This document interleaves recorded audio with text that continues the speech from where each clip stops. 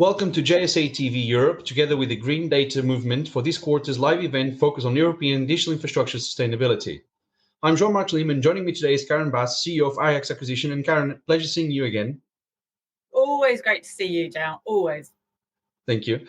So sustainability in digital infrastructure, more specifically data centers. This is a massive topic that no matter where you go in the world, people talk about it, especially in Europe. It has become tremendously big. Especially over the COVID period, and also in recent months after some more widely consumed documentaries made by some broadcasters in Europe. If we're looking to financing investments towards sustainable data centers, what would you say are the major trends defining this space this year? I think it's a really interesting topic, and as you say, it's becoming the hot topic. I think you have to go back sort of 15, 20 years to see where we've come from as a sector. And I kind of think if I look at a sector, we had this huge need, and this need for what we do is growing every day. So whether it's data for healthcare, whether it's Netflix, whether it's generative AI, whatever, there's this huge need for computer power and storage. In the last 15, 20 years as well, we've had better and better technology to deliver that.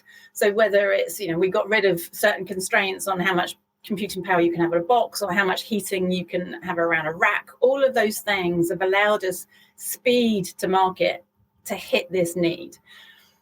And you can argue that actually a lot of that happened with no consequence of sustainability or no thought to sustainability. And that's probably unfair to a lot of people, but actually a lot of it did. And our focus on power was around cost, and it was a selfish, us as a business, let's make more profit and allow our customers to make profit. I think that is absolutely changing. So over the last, I would say really the last 3 or 4 years, sustainability has gone from being passion projects of people who really cared, who actually wanted to save the climate and the planet. And we've gone from true focus. And I say true with a slight cynicism. I think we're still in a stage where some people do this because they have to, and some people do this because they really, really believe in it. And the have to, I have to say, is a great thing. Actually, forced to do something good is not a bad place to be. That have to is coming from the ultimate investors. So it's the LPs within the PE houses, it's the LPs behind the bank, or the shareholders behind the banks, etc. It's being forced down through the financial system. And it's really coming from all of our customers. So whether it's media customers, whether it's crypto, whoever customers, the hyperscalers, all of them are getting that pressure from the ultimate users and the consumers. So all of that said, I think we created over the last 15, 20 years this kind of hungry sector machine or animal, if you like, that needed more and more cash. And as investors, the early investors into data centers almost took a risk. They didn't really understand, the sector wasn't very mature. As we've matured, more investors have come in. And with that, it's actually quite easy to go and get money. I mean, it's never easy, but actually it's quite easy to go and get funding. And it's almost the seller's market from a data center point of view. I can pick who my investor is. Now, all of that said, and you put the same sustainability on it, you've got investors who really do care. You've got data center operators who really do care. And the fundamentals of any sort of, I'll come back to trends in a second, the fundamentals of any sector or any partnership or any transaction, to make it work, it needs to be genuinely win-win on both sides. So I think what we're seeing over sort of 22, sort of last year, I think a few things came together. Absolutely sustainability funding. So it's green bonds, it's all sort of real, and banks actually saying, well, I'll charge you more, or I'm not even going to give you sort of a debt facility if you're not sustainable. I think that's fantastic. Again, it's that pressure. I think as a sector, what's been really interesting is that we created this hungry machine that needed feeding. And we sort of didn't do a mature curve like a camelback. We kind of did a giraffe growth, like a giraffe neck. We've gone right up there. And I think over the last year or so, we've sort of peaked on the top of the ear and are coming down on the head. I think we're beginning to plateau where we are. And I think it's this stage now where that sustainability will become so much more of an issue, because at one day we will come down the giraffe's neck or some other animal. But it's before that happens, we're taking this shift where everyone just finds themselves into the right place and the right things happening. And I think one more factor that's really important in all of this, because it skews everything that goes on in the sector, is that we've got these huge behemoths now. We've got a real sort of polarization of size of businesses in data center, particularly. So the likes of, Equinix, obviously 240 or 250 data centers. The likes of Digital Bridge, who I think have got 29 billion under management, whether directly or indirectly. Just how do you, as a small player, disrupt that? Can you start a new Equinix? Can you start a new Digital Bridge? All of those things make it more complex. And it means actually the smart money and a lot of the initiatives come from those big players. And therefore, okay, they have the benefit of that. They also have a huge responsibility to do good for the whole sector and for the planet. There's quite a lot of things to. Sorry, not a concise. It's especially about the newer players. That's quite interesting, because the ones that we've been seeing being born in Europe recently, their strategy really revolves around just pure green power, and that's their big differentiator. And they can start afresh. They don't have to retrofit facilities. They don't have anything like that. They just start afresh. I'm talking about, you've got Start Campus in Portugal. You've got Hyperco in Finland. And there's, of course, Nordics, a massive example of all this, but Hyperco is the newest one over there. So that's quite interesting. Have you heard of green shushing? Green shushing? No. This was something that I learned from Paul Hastings at PTC. So green shushing, because I think it goes kind of in line to what you're saying about the giraffe and then starting to plateau and come down, where all this money has gone towards sustainability and making sure business is done green. But there's been a lot of overpromise and underdeliverance. And now operators are starting to shush a little bit the non-results that they have.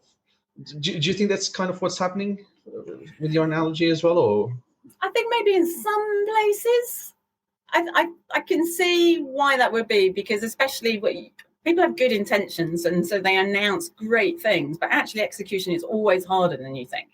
So I suspect that is happening in some places. To your point, in the smaller businesses, you can start from scratch and it's easier. You're not retrofitting. Yeah. But, in the days of 15, 20 years ago, you could start a data center business with 5 million quid. Well, you can't do that now. That's great. Not even translated. So, let's go. You're going to go, well, let's go straight out there with 500 million or 1 billion. It's different players. The market's very different. And therefore, for me, those leaders, the big guys, have got a lot of responsibility. We were saying that there's a lot of capital out there. We are still in a position that we can kind of choose who we want to get the money from and who we want to give hands to. How long do you think that the data center space has left in a position like that? Because that's quite a good position to be in. I'm sure it's not something that you have in hospitality and office real estate. It's very different markets, though, especially after COVID. How long do we have until we go into something a lot more complicated to navigate? If I had the real answer to that, I think I'd be a billionaire, because that's a crystal ball question. And sadly not. And I'm sitting in a WeWork, so it's a very useful example of hospitality and office blocks. Who knows? I mean, I think the big disruptors are years away. So quantum will disrupt us at some point, but it's not tomorrow. I think we're still in an evolution, not a revolution. I think that's going to be a while. I think actually the nearer term risks for businesses, whether it's financial, whether it's about sustainability, whatever, actually, I think we as a sector are maturing, the organizations are maturing, so sort of park the new players in a moment. The risks from that are over sort of almost too much adrenaline. So if I'm an investor and I've got 20 billion, 10 billion, 30 billion to deploy, I'm going to have pressure to deploy. I'm going to make decisions that are a bit quick, and I might deploy too much in too many places and not actually have the time or resource to make sure those businesses are performing, to really get those teams up to scratch. And similarly, as an operator, I might deploy in a location that I kind of regret a little bit afterwards. And I think also as we get bigger, we get a little bit more complacent. You kind of think we are a resilient sector. That's why investors love us. And we're proven now, we're 20, 30 years in. But it's easy to say, that risk won't happen. And, that risk review, it just becomes a tick box. And, oh, yeah, the debt will be fine. And actually, I think every board needs to sit back every 6 months, a year, get an external challenge to what they're doing and say, have you thought about this? Or, by the way, there's a big bear behind you and you've not even noticed. And I think, and sort of slightly more, and coming back to sustainability and sort of us as leaders of the world and doing good things for all our stakeholders, I think there's a complacency in a sector. If you remember from your studies, the Maslow hierarchy of needs, where it's all about you've got enough food and then you've got security, etc. The top of that triangle is self-actualization, which is about being the best you possibly can. And I think a lot of our businesses are at the top of the triangle. They're not in survival mode. They're absolutely up there. And the bad side of that is you end up navel gazing. You spend a huge amount of time looking at logos or, making your sustainability policy nicer. But actually, they've got the resource and the ability to really go out and do huge amounts for, not just sustainability, but education, diversity and inclusion, effort, social mobility. Yeah, but it's funny that you said that, and I won't go into specifics of it, but we have seen a lot of PowerPoints becoming a lot better.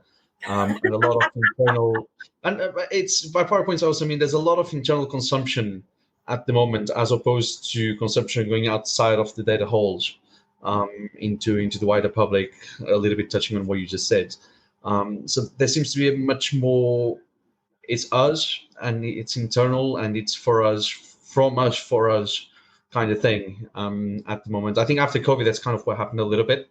The sector got a little bit. It closed off a little bit more than what it was before COVID. It was coming down a way which was opening up, and then with COVID kind of closed off a tiny little bit. Which is understandable because we all had to go in that sort of survival mode, if you like. And make big decisions as well. Yeah, and make quick decisions. But I think when you get to a certain size, it's like, civil service or the NHS in the UK or big organisations, you start policing yourself. And for me, that's a risk because we've got this huge opportunity to do good for the world in so many ways. I think we need to be outward looking. Absolutely. Not taking away from all you just said, I know we just pressed for time a little bit. If we look into financing investment trends this year, how do you think 2023 is going to cope with the last few record-breaking years? Are we going to see the same amount of capital coming into play? For instance, yesterday we heard Tor Equities.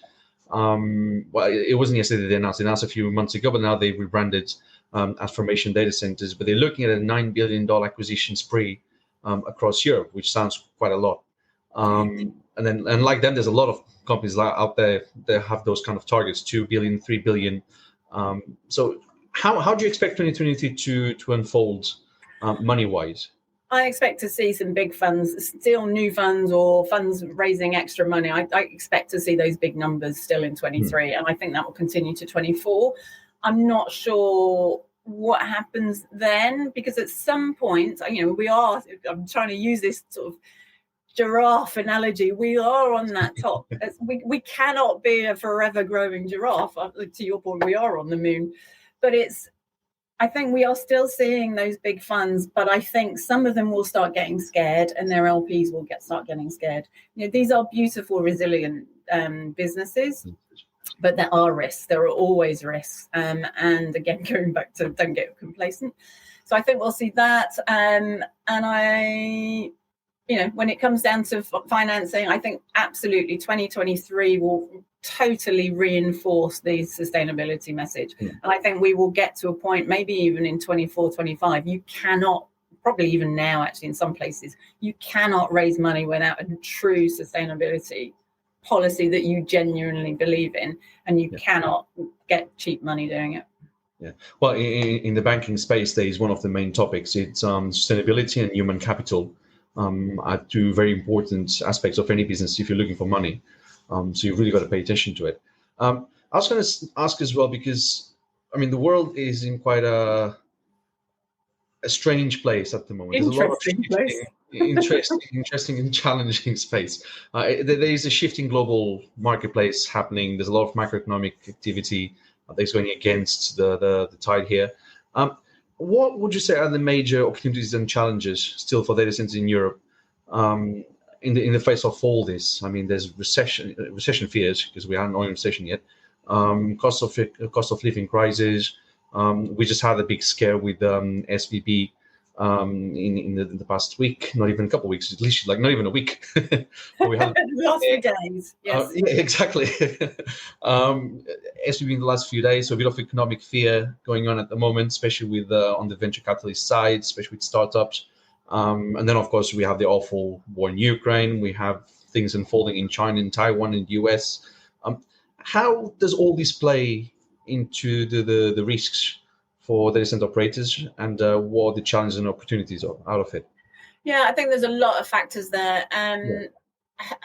Sometimes I'm trying to condense everything into like a 2-minute answer. I think sometimes, you know what, you just want to keep things simple. So actually, if I run my business well and I've got a clear strategy and I'm aware of what's going on, actually, that's the best way to survive and to give my investors a good return or whatever it is I'm trying to do. Keep it simple. I'm a big believer in keep it simple. And so when you look at operationally, it's, there are more and more technologies out there allowing you to be more efficient within the data center, whether it's, AI analysis of the hotspots or whatever it is. There's more and more technology out there. There are more growth opportunities, but it's hard to go and find a tier one. It's impossible to find in Europe a tier one city that's not got data centers. Finding somewhere where there's space is different. That brings all sorts of other questions. But so I think there are opportunities, but a lot of it, I think, contradictory to what I said earlier about, we have a risk of navel gazing and looking internally. Actually, sometimes the opportunity is internally as make itself more productive. I don't think cost, famous last words, I don't think cost of living is a big issue. As companies, we run with very few people. So our payroll inflation is limited. Obviously, power is a different thing, but I'm sure we're all passing through power. I think the biggest thing comes from the sectors who you're selling to. So yeah, like in COVID, if you were selling to only retail customers, well, you felt that. But if you're sort of more diversified and deconcentrated, that's different. Yeah, and then I think right now, to your point earlier, that there's an opportunity now to take money that matches what you want to do, and that might not be there in 5 years' time. Okay, I like the whole concept of just keep it simple. Keep it simple and carry on. Couldn't be more of a British answer to anything. And it's not you, Grant, because at least you didn't look away. But Karen, as well, so you also have a very interesting portfolio of things they're involved with. Talk us through what you're up to nowadays. So I kind of do 3 pots of things. So IX acquisition, we've been looking at deals for the last couple of years, so very much deal making globally. Digital infrastructure, slightly outside of other tech as well. That's been fantastic. We have met some amazing businesses and some fabulous teams that is opening doors to other projects. The other thing I do, number 2, is I chair 3 sort of startup scale-up businesses. And that's a real privilege because that's very entrepreneurial. I get to see real tech in real life. So that's in health, media tech or embedded software and ad tech. And then lastly, I do a lot of mentoring and coaching, and a lot of that's in IA entrepreneurship, for example. But I'm also with Ming in tech, which is really important to me, and working on social mobility with my old university, which is the University of Bradford. Yeah, quite busy, but with a lot of exciting projects. Yeah, lots. Yeah, and again, a big focus as well on human capital, which is very important, and diversifying the workforce. Human capital is for any business. Someone said, in fact, the first bank I ever raised money with, probably about 20 years ago, a long time ago, said to me, you can take a really good business and ruin it with a terrible management team, or you can take a really bad business and make it amazing with a good management team. Absolutely. And I think that goes not just for banking, it goes for every single company. I mean, I've seen that happen We'll compare notes later. We must. So, Karen, if people want to reach out to you to hear more about what you do and see how maybe you can help them, how can they do that? LinkedIn is always best. So Karen Bach, London. I'm actually based between France and London, as you know. We met up in Paris a couple of weeks ago. Always up for another croissant gel. Yeah. Oh, yeah. Well, yeah. I mean, just let me know when you're over. But Karen, thank you so much for talking to me. It's always a pleasure. Again, I could be talking for hours and hours and hours. That's my biggest problem. As for your home, thank you for watching and for tuning into JSA TV Live. Don't forget to check our social channels for more content. Until next time, happy networking.